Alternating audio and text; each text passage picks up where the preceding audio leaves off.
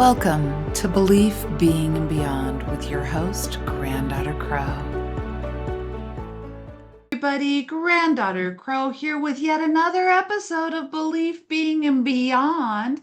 And I've got someone special that I'm bringing back on the show, which is Charity Bedell. Now, just before we bring her on, I've got to tell you, lots of stuff going on, lots of books, a new upcoming book, and we'll get into all of that. But before I bring her onto the show, I want to kind of give a little bit more of an introduction.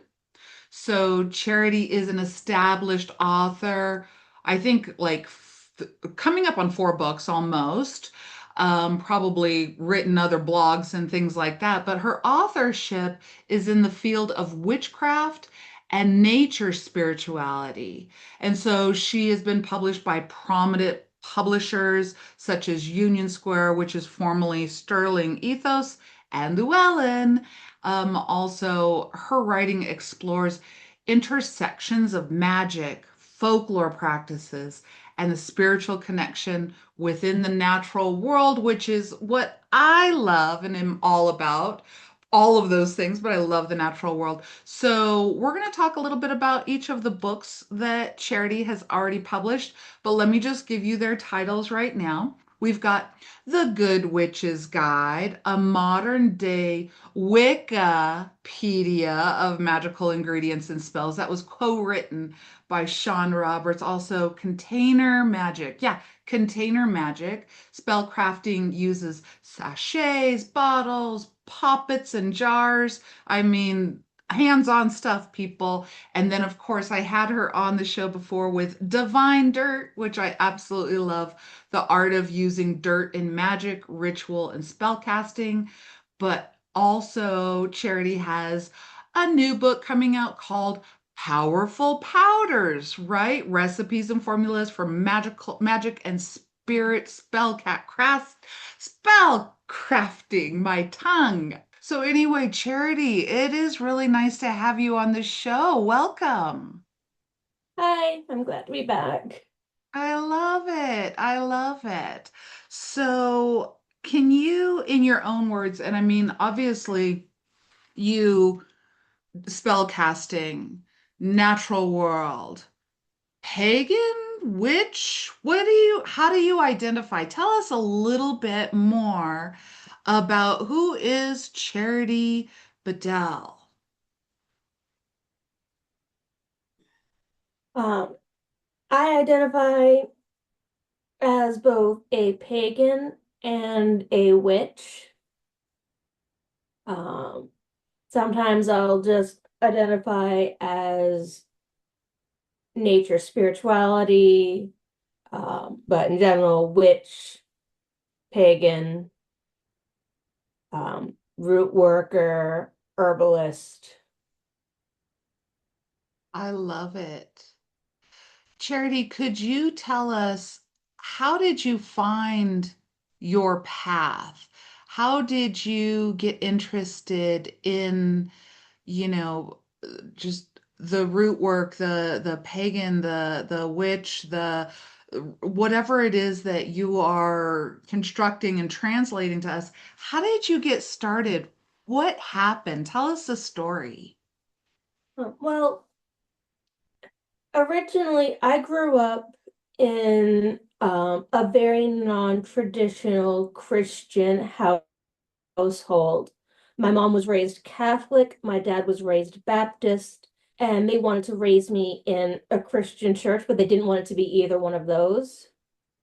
So at the same time, my dad had a spirituality that went beyond Christianity and a connection to nature. And he was one of the people that taught me grew up, you don't mess with Mother Nature. Mother Nature knows what's going on and what to do.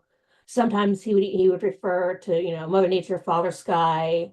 So while I did get raised in a Christian church, I was also raised in a very nature, earth loving, um, trees are all have their own spirits, animals have their own spirits. And then when I was 13, my grandmother passed away from cancer, and I was very angry, especially at that God, because she was one of the sweetest and most wonderful women in the world. And I'm like, why would you take her from us? We need her. She's the cornerstone of this family. Um, and so I started to question, and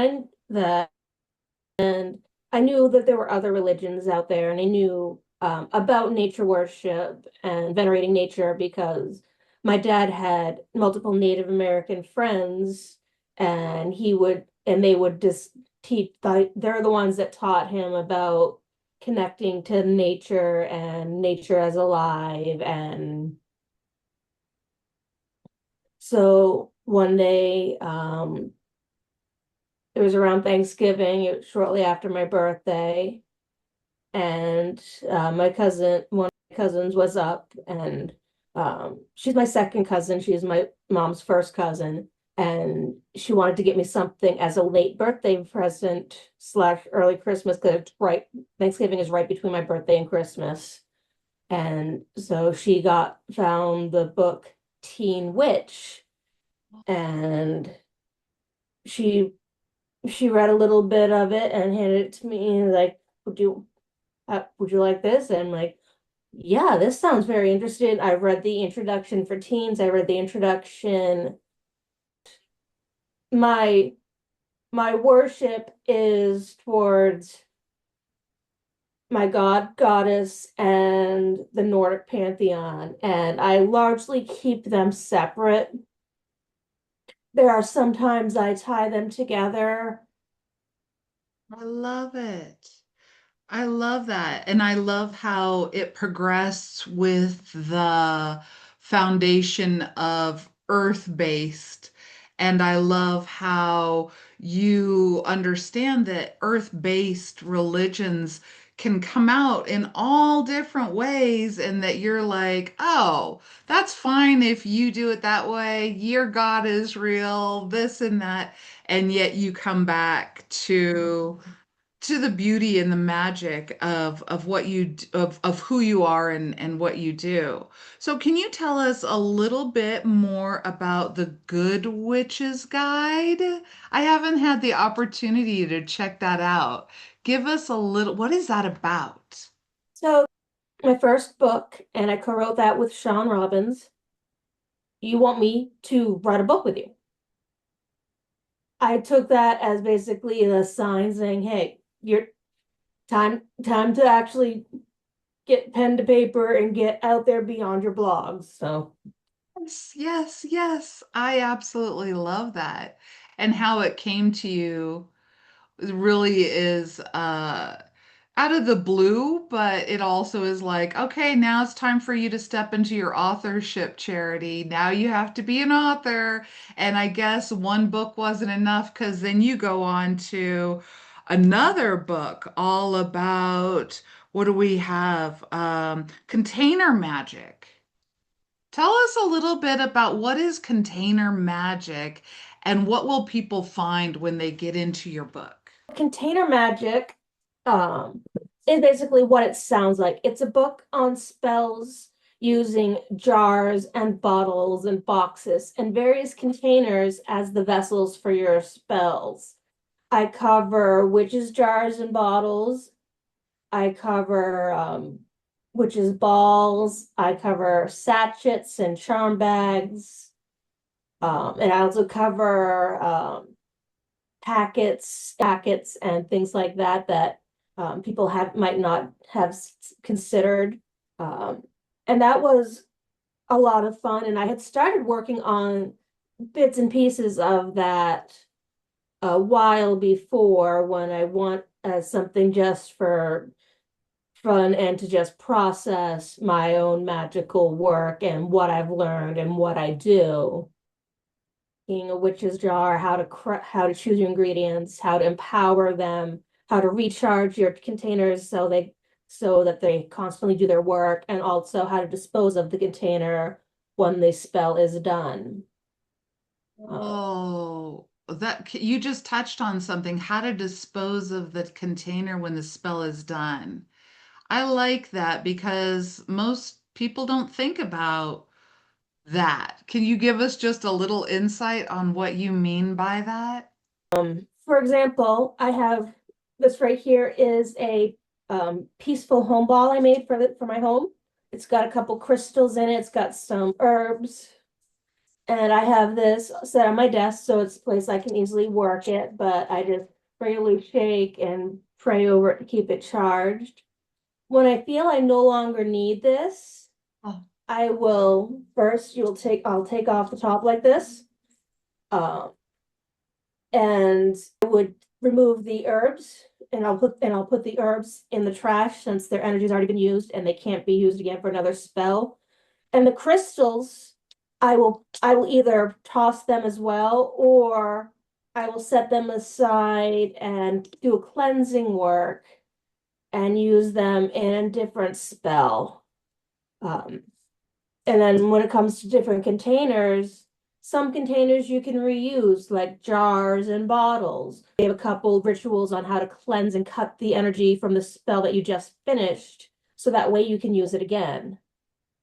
love that because that's ethics. That's like truly understanding what you're doing. I love it. And as a practitioner, sometimes you just come across the perfect container and for me, I'm just like, "Oh my God, I love this container.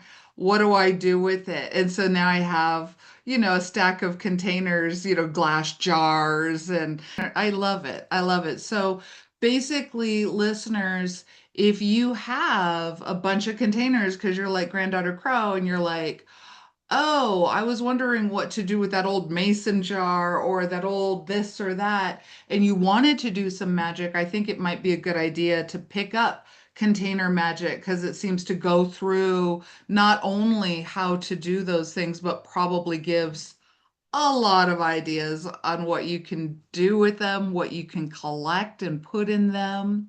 What age group would you say? Because I mean, to me, I'm a Gen X, but that just really inspires my inner child. You know, Um, and that's actually one of the things I really liked about writing that book is that container spells are something that you could do with some smaller children. I wouldn't suggest anything younger than like maybe 10 years old.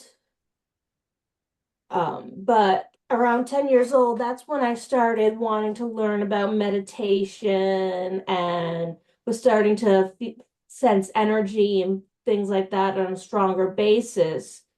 Um, so there I have things like I have a hope chest in there. I have spells for, friendship and grades at school, but I also have things for like employment and love and lust and relationships.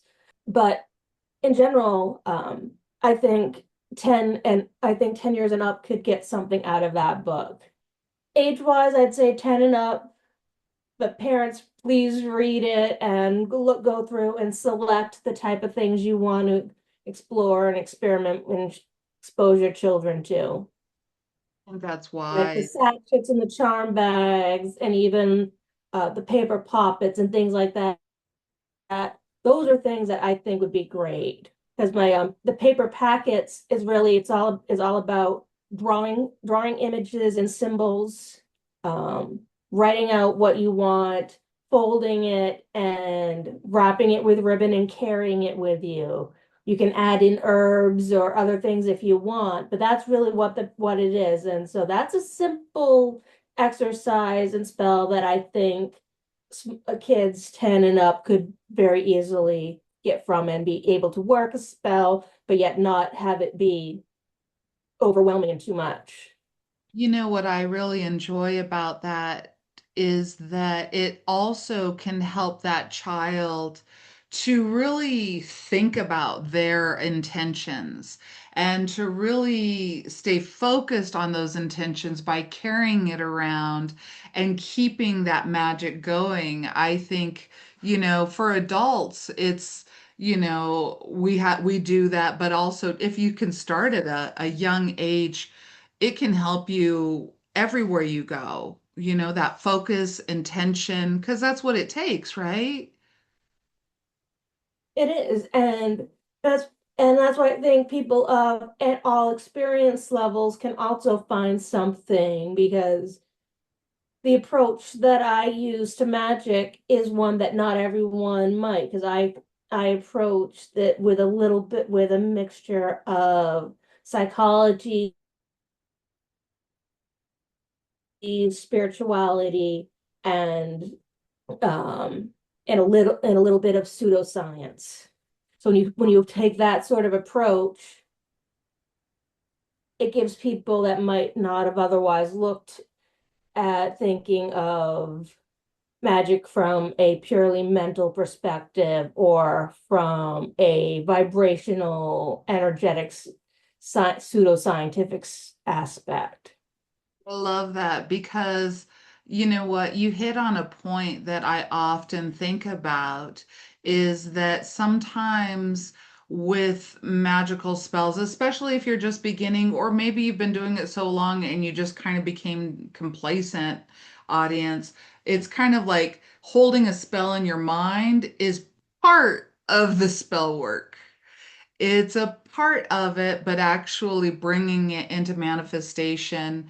And then, like, I do the same in my writing, is I throw in a little pseudoscience, a little psychology, a little bit of explanation to kind of help people to understand, yeah, this is fun, but there's also reasons behind it. So I love that not only do you offer that mental realm to us, but then you're like, now put it in a jar. Now put it in a piece of paper. Tie it with a bow. That's what I enjoy is bringing magic manifest into the tangible, you know, dimensions that we live in. And you do that very well. Yeah, I am totally with you on that. Charity, you said a word that I would love for you to articulate. You said witch ball. And I have heard this word, but I think I'd like to go to an expert. What is a witch ball? What do we do with them? Because I bought some and hung them in my window. And is that what I'm supposed to do? Talk to us a little bit about witch balls. Witches' balls, like witches' jars, are specifically for protection against baneful magic, evil, ill will, and spirits. Traditionally, it was against witchcraft, but we know that when they were in the 1300s saying witchcraft, they really meant baneful magic, attacking you like curses and hexes and unwanted energetic forces. And I yeah, you love hang them in your window, you hang them over your front door.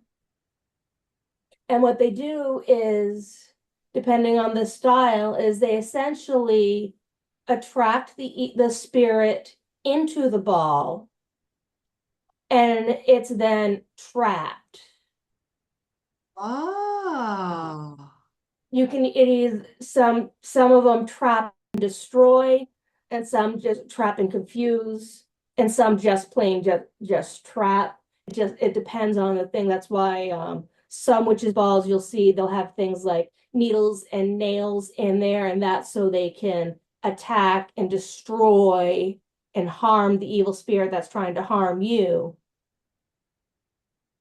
Or you'll have things like it'll have say things like glitter or um reflective materials like glass and metal, so that it confuses things. So I love that. So if somebody wanted to start looking into creating a witch ball, would that be covered in your book Container Magic? it is covered in my book Container Magic. That is the first thing I addressed in the ball spells chapter.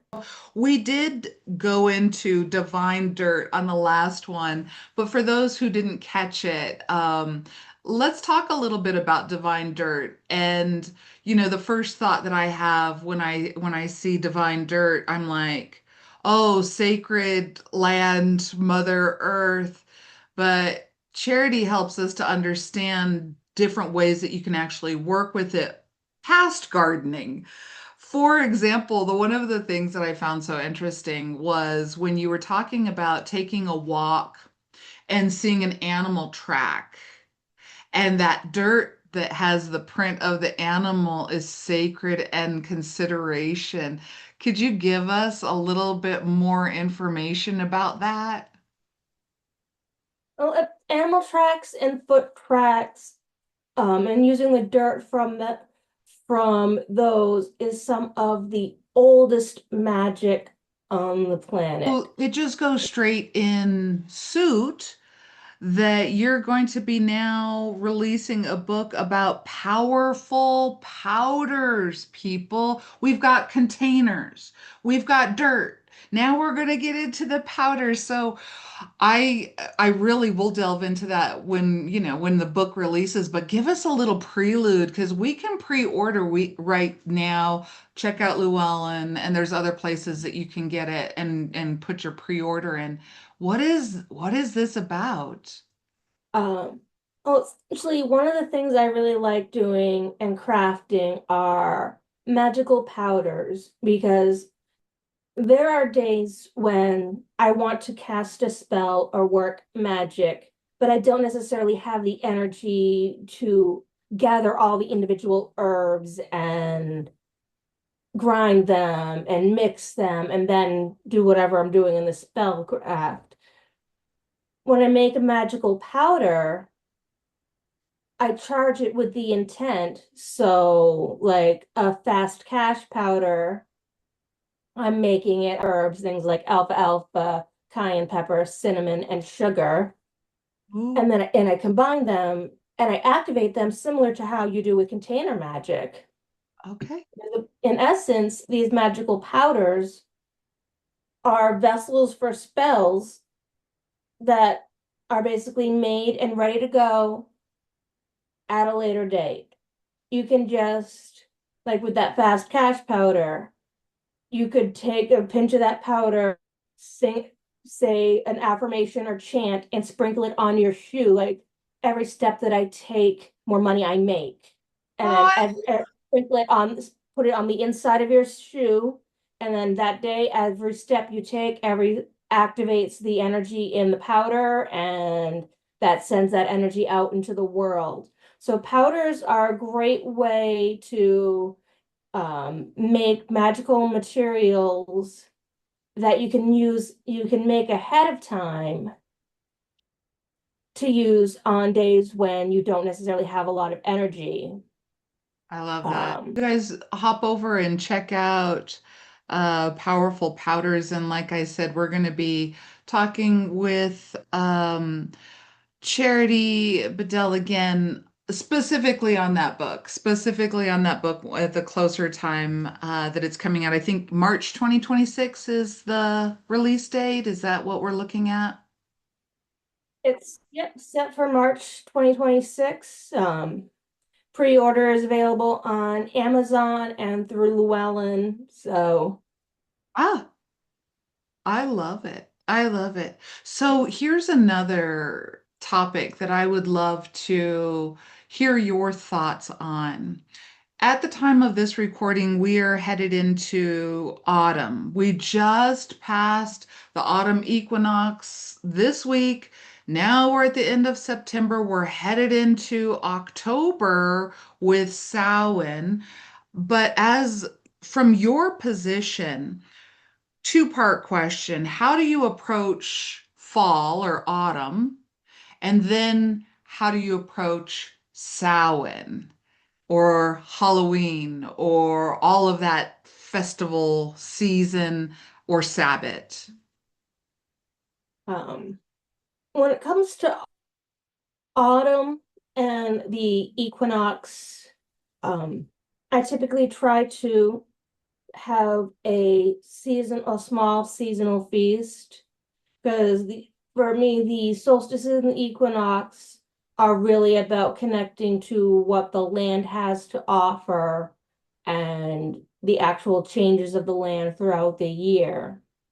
And the other four Sabbats are more about the myths and stories of the god and goddess.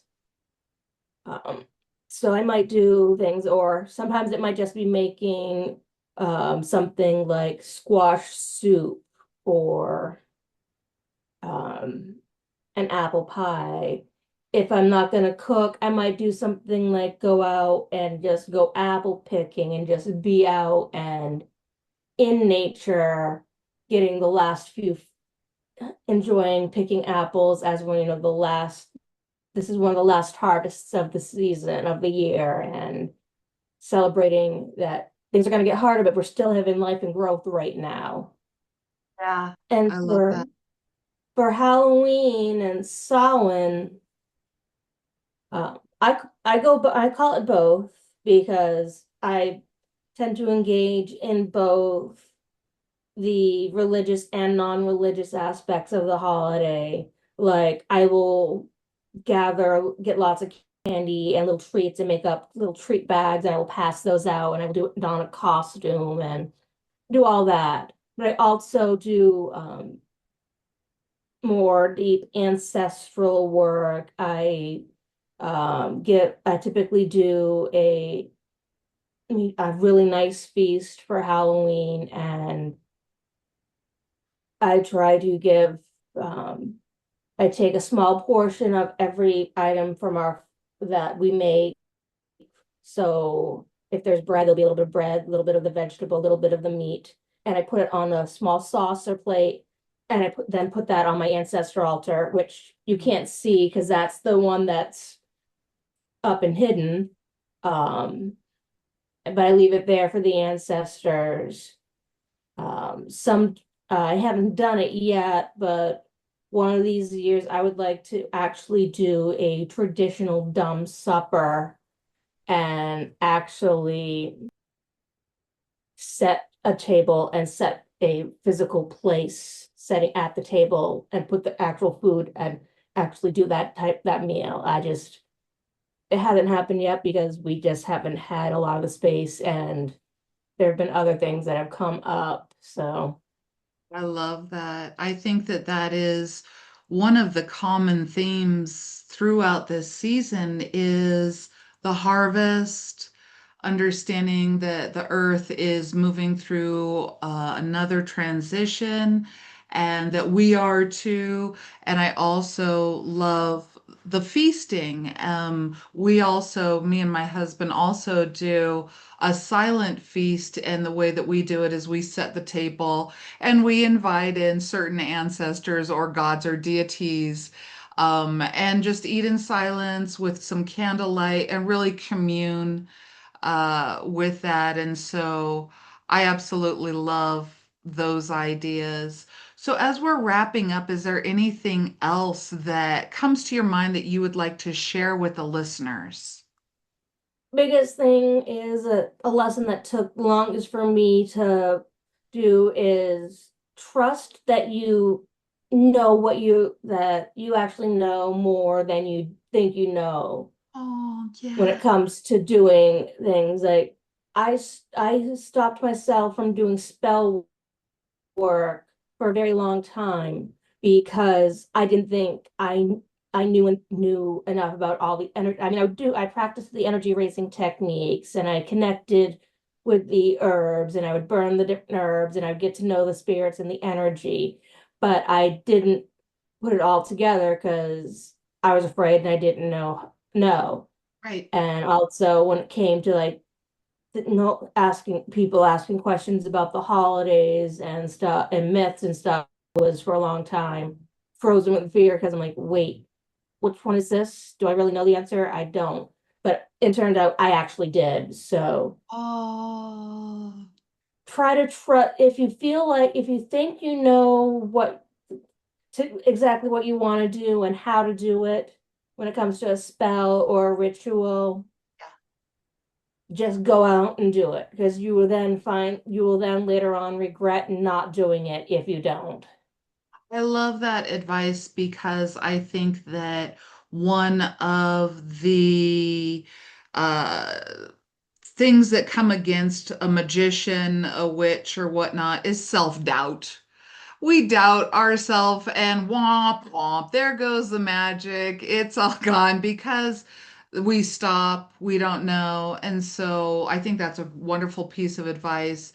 Whether you started being a witch today or you've been a witch for centuries throughout lifetimes, always remember self-doubt is the witch's arch nemesis, is the magician's arch nemesis. And I'm really glad that you brought that up. You guys, I love having Charity on the show, and we are going to have her back.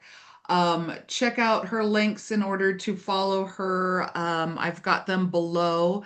And I just really had a good time because what we're talking about here is taking magic and then responsibly being able to craft work and spell work things that are right in your home, containers, dirt, and soon to come powder. I love it. Well, thank you so much, Jenny. Thank you, audience, for tuning in once again to another episode of Believe Being and Beyond. Have a wonderful holiday season, and I love you.